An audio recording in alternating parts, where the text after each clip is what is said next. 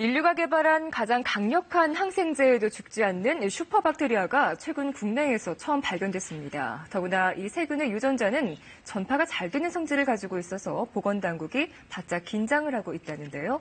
자세한 내용을 김우주 고려대 구로병원 감염내과 교수와 함께 짚어보겠습니다. 안녕하십니까. 안녕하세요. 네.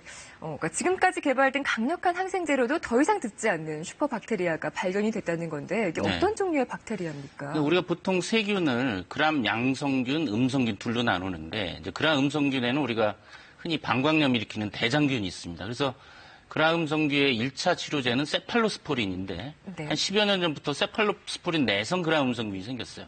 그래서 여기다 우리가 이제 카바페넴 항생제를 썼는데 2차 항생제죠. 또 수년 전부터 카바페넴 내성 gram 음성균이 생겼고 여기에 이제 우리가 콜리스틴을 쓰는데 3차 항생제죠. 이번에 이제 gram 음성균의 마지막 3차 항생제인 콜리스틴의 내성인 MCR1 유전자를 갖고 있는 gram 음성 장내세균이 세 주가 우리나라에서 분리됐다는 겁니다. 3차 항생제, 더 이상 쓸 수 있는 마지막 최후의 보루라는 말씀이신가요? 일종의 이제 마지노선이죠. 네, 그렇기 때문에 최후의 항생제로 불리는 것이 콜리스틴이다. 네. 그렇다면 이 최후라는 개념이 무엇일까요? 그러니까 콜리스틴으로도 막지 못한다면 이 슈퍼박테리아에 우리는 무방비라는 뜻일까요?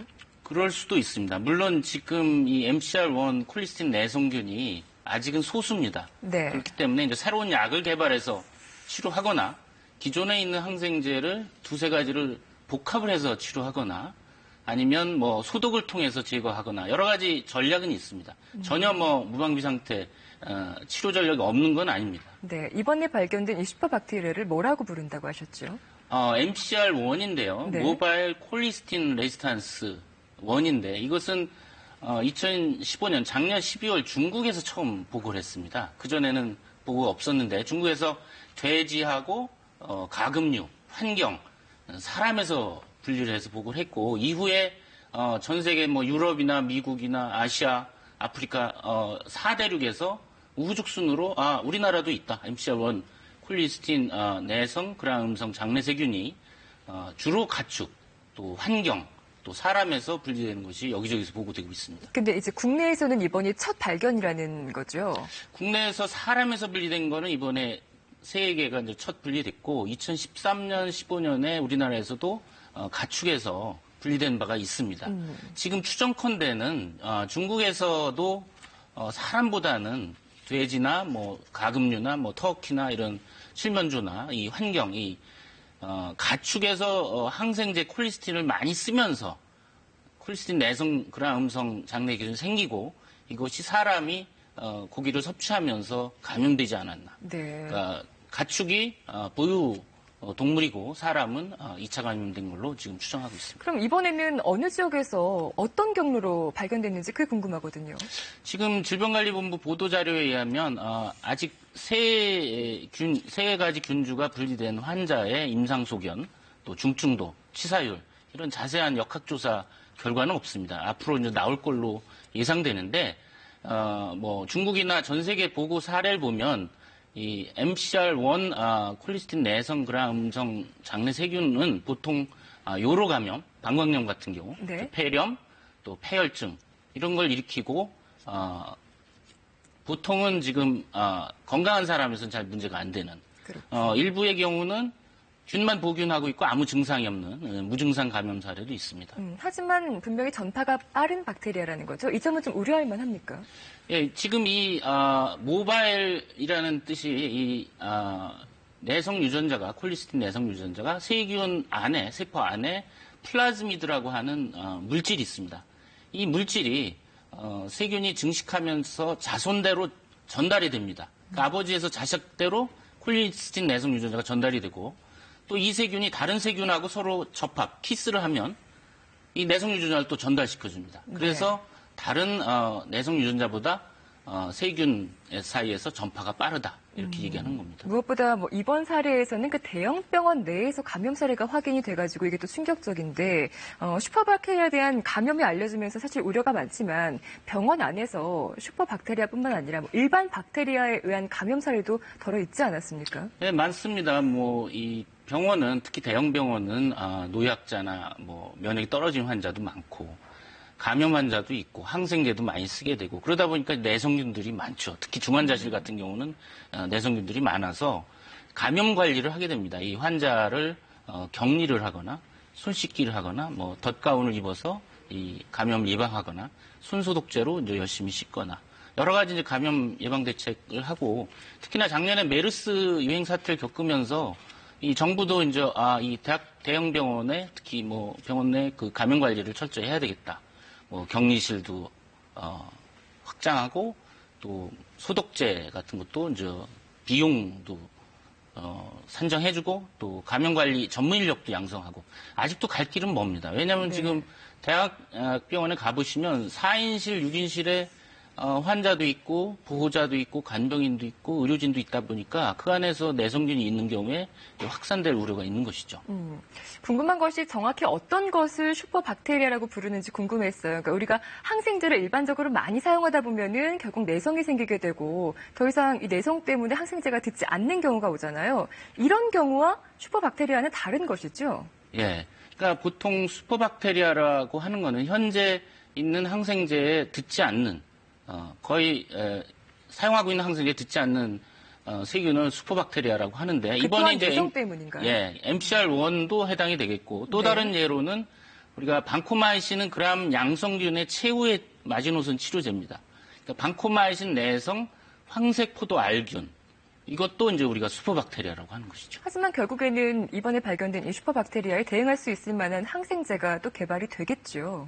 예, 사실은 아쉽게도 많은 제약회사들이 당뇨약이나 뭐 고혈압약 한 번 개발해서 팔아 먹으면 평생 복용하다 보니까 이윤이 남죠. 그렇지만 항생제 개발은 개발하는 데 돈이 들고 개발한다 하더라도 고작 1, 2주 사용하기 때문에 이익이 남지는 않습니다. 그리고 내성이 생기면 이 항생제 수명이 끝나는 거기 때문에 많은 제약회사들이 항생제 개발에 나서질 않고 있습니다. 사실은 그렇군요. 국가가 좀 정부가 이 연구 개발에 적극 나서들 필요가 있습니다. 앞으로 또 다른 슈퍼박테리아가 출현할 가능성도 있는 것이고요. 그렇습니다. 우리가 세균이라는 거는 생물이고 인류가 항생제를 개발해서 제거하려고 하면 생존을 위해서 내성을 획득하고 일종의 서바이벌이거든요. 적자 생존 게임이기 때문에 앞으로도 이제 그런 새로운 또 슈퍼박테리아 출현할 수가 있습니다. MCR1, 이 슈퍼박테리아가 몸 안에 들어왔을 때 어떤 문제가 생기게 됩니까?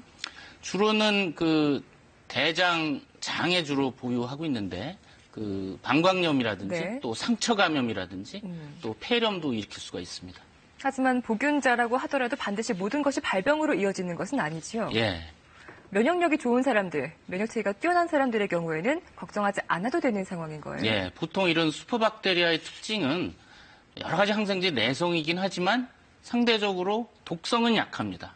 그냥 이렇게 건강한 사람에서는 문제 안 일으키고 그냥 보균 상태에 있거나 그냥 오염된 상태이기 때문에 소독을 한다든지 이런 식으로 해서 제거할 수가 있는 겁니다. 그럼 반대로 지금 병원에 계시거나 질병이 있으시거나 면역력이 약하신 분들 가운데 이 바이러스가 몸에 들어왔다. 그러면 아까 콜리스틴에도 더 이상 치료할 수 없는 상황까지 왔다는 건데 이분들은 그럼 어떡합니까? 그러니까 지금 중환자실을 상상해 보면 중환자실에 7, 80세 고령자의 암 환자의 이식 환자의 면역 억제제 그러니까 거의 이 면역 상태가 굉장히 떨어져 있는 분들에서 이런 MCR1 슈퍼박테리아가 감염됐을 때가 이제 문제가 되는 것이죠. 네.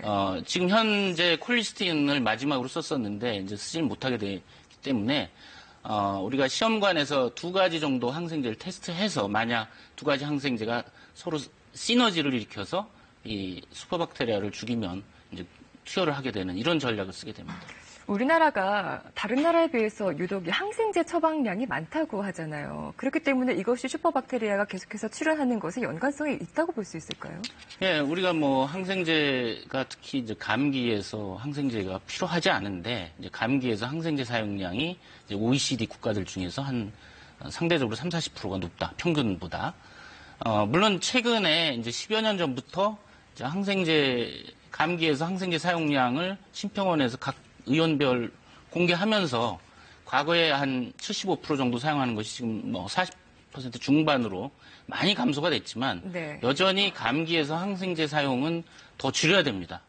원래 감기는 바이러스에 의한 것이기 때문에 항생제가 필요하지 않습니다. 네, 알겠습니다. 자, 정부에서도 항생제 처방을 줄이기 위한 대책을 내놨고 또 항생제에 대한 인식도 물론 많이 달라지고 있지만 여전히 감기나 몸살에 항생제를 찾는 우리 환자들의 잘못된 습관도 문제라는 지적이 나오고 있습니다. 자, 시민들의 이야기를 화면으로 직접 들어보시겠습니다. 기침을 많이 할 때, 콧물 많이 할 때, 그나 열이 많이 날 때 그 항생제를 많이 주시더라고요. 좀 심하다 싶으면 저희가 그 항생제를 제가 달라고 말씀을 드리거든요. 그러면 그때 처방해 주시고. 우리나라 사람들이 유독 이 항생제를 약간 만병통치약처럼 잘못 생각하는 이유가 뭔지. 예, 뭐 과거 5, 60년대 항생제 없을 때 그 감염으로 많이 고생들을 하셔서 항생제는 이제 기적의 약이 됐죠. 그래서 아마 오래전부터 이제 항생제가 기적의 약으로라는 그런 신념이 좀 있으신 것 같고, 지금 감기의 경우는 보통 바이러스가 원인이기 때문에 필요하지 않은데, 감기가 아닌 세균이 아닐까 하는 좀 걱정들을 많이 하세요. 의사분들도 일부 그러시고, 네. 또 환자분들은 더더욱이나 항생제 안 쓰면 큰일 나는 것처럼 생각을 하셔서, 저 같은 경우도 이제 감기 같은 경우는 항생제 안 드리는데, 이제 일부러 감기를 환자분들도 항생제를 달라고 하세요. 뭐 네. 주사항생제, 센 약을 달라고 하시기 때문에 사실은 이제 그분들을 설득해서 이제 사용하지 않도록 하는 것도 큰 일입니다. 네, 실제로 현장에서 의료진들이 걱정하는 부분도 분명히 있었군요.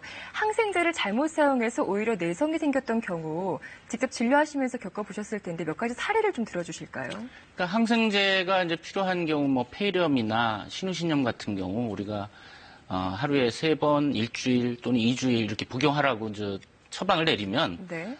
약을 먹고 열도 떨이고 좋아지면은 한 3, 4일 먹고 그만두세요. 다 나았으니까. 나았다라고 이제 환자 생각, 입장에서는. 증상이 없으면 다 나았다고 생각하시는 거죠. 네. 사실은 균이 7, 80% 죽었지만 20, 30% 이제 남아서 이것이 조기에 중단하면 그 중에 내성균이 출현할 수가 있는 거거든요. 그래서 의사가 처방한 용법, 용량, 기간을 끝까지 지키셔야 됩니다. 증상이 없다 하더라도. 그러니까 받아온 약이 지나치게 많다고 생각될 수 있잖아요. 환자 네, 입장에서는 네. 병이 나았는데도 이걸 끝까지 먹어야 될까 고민될 경우에는 그냥 먹어야 된다는 말씀이세요? 그렇죠. 예. 그러니까 그렇군요. 항생제가 필요한 세균 감염증의 경우는 정해진 용법, 용량, 기간을 지키셔야 됩니다. 그러니까 때로는 약을 먹고 좋아지니까 그걸 남겨뒀다가 나중에 똑같은 증상이 있으면 드시겠다라고 얘기를 해요. 솔직히 고백을 하시는데, 맞습니다.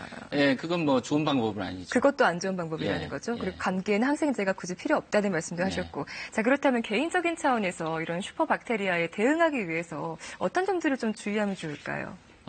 지금 뭐 말씀드린 대로 이제 뭐 항생제 용법 기간을 잘 지키시라는 거. 그다음에 이제 지금 중요한 것이 손 씻기를 생활화하시고, 또 지금 제가 이제 병원에 있지만은 간혹 노약자나 임신부 어린이들이 병원에 문병으로 옵니다. 이건 굉장히 안 좋은 겁니다. 병원에는 네. 항생제 내성균도 많고 이 노약자들이 와서 걸릴 수도 있고, 특히 어린애들은 감기나 이 기침하는 애들이 이제 바이러스를 갖고 들어와서 병원에 또 퍼뜨릴 수가 있기 때문에 사실은 이제 병문안 문화를 바꿔야 됩니다. 우리가 메르스 때도 그 문제가 많이 지적이 됐지 않습니까? 방문해서 걸린 분들도 많았고. 그래서 네. 사실 병문안 문화도 바꿔야 됩니다. 그러니까 꼭 건강한 사람이 한두 분이 와서 병문안하고 뭐 노약자나 어린이나 임신부는 사실 병문안 하지 않는 것이 좋겠습니다.